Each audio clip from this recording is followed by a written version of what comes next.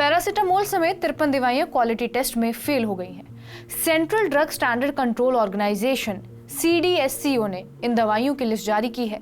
ये दवाओं की रेगुलेटरी बॉडी है जो क्वालिटी टेस्ट में फेल हुई है। उसमें calcium, vitamin D3, anti diabetes और ब्लड प्रेशर समेत कई तरह की दवाएं हैं। क्या दवा वाकई में काम कर रही है?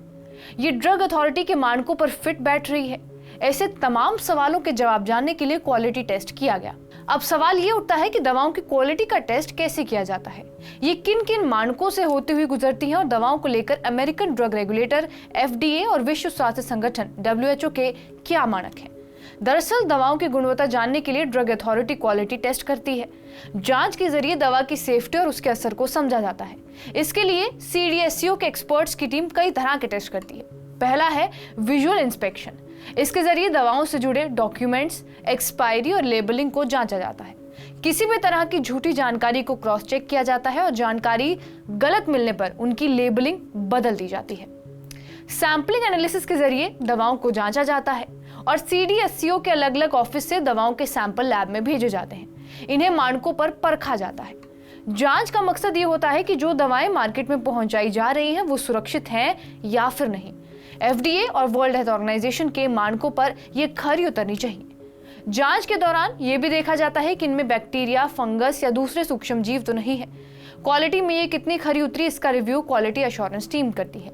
ये देखती है कि दवा मानकों के खरी उतरी है या फिर नहीं। लेकिन दवाओं पर लंबे समय तक वातावरण का क्या असर पड़ता है, वो कैसे इसकी क्वालिटी को प्रभावित कर सकता है, इसे समझने के लिए रिसर्चर्स की एक बड़ी टीम स्टेबिलिटी स्टडी करती है। स्टडी से सामने आने वाले रिजल्ट से सबक लेते हुए इसे गाइडलाइन का हिस्सा बनाया जाता है। अमेरिकी ड्रग रेगुलेटर ने दवाओं के लिए जो गाइडलाइन तय की है उसे करंट गुड मैन्युफैक्चरिंग प्रैक्टिस कहा जाता है। इसमें टेस्टिंग और दवा के प्रभाव की जांच की जाती है। इसके अलावा जेनेरिक ड्रग टेस्ट करने की बात कही गई है, जिसमें दवा में मौजूद केमिकल, उनका डोज और उसकी पावर को चेक किया जाता है। यह भी देखा जाता है कि कंपनी किस तरह से उसकी लेबलिंग कर रही है, जैसे उसे कौन कौन खा सकता है और दुर्लभ स्थिति में कौन कौन से उससे साइड इफेक्ट हो सकते हैं। ये बताना भी दवा के लेबल पर जरूरी होता है। इसके अलावा विश्व स्वास्थ्य संगठन WHO ने अपने इंटरनेशनल मानक जारी किए हैं। इसमें पहला टेस्ट है स्टेबिलिटी। इसका मतलब है दवा में जो कंपाउंड है वो उसकी पैकिंग और स्टोरेज को प्रभावित नहीं करना चाहिए। पैकिंग ऐसी होनी चाहिए जो दवा को प्रभावित होने से बचाए। दवा को कैसे स्टोर किया जाए कि उसका असर खत्म ना हो, कंपनी के लिए ये बताना भी बहुत जरूरी होता है। हाल ही में जो दवाएं फेल हुई हैं उनमें दर्द निवारक डिक्लोफेनेक, बुखार उतारने वाली paracetamol, anti fungal medicine fluconazole के अलावा सन फार्मा की पेंटोसाइड टेबलेट भी है। इसके अलावा कैल्शियम और विटामिन D की टैबलेट, शेल्कल और पल्मोसिल इंजेक्शंस, एल्केम हेल्थ साइंस की एंटीबायोटिक लेवम 625 भी शामिल है।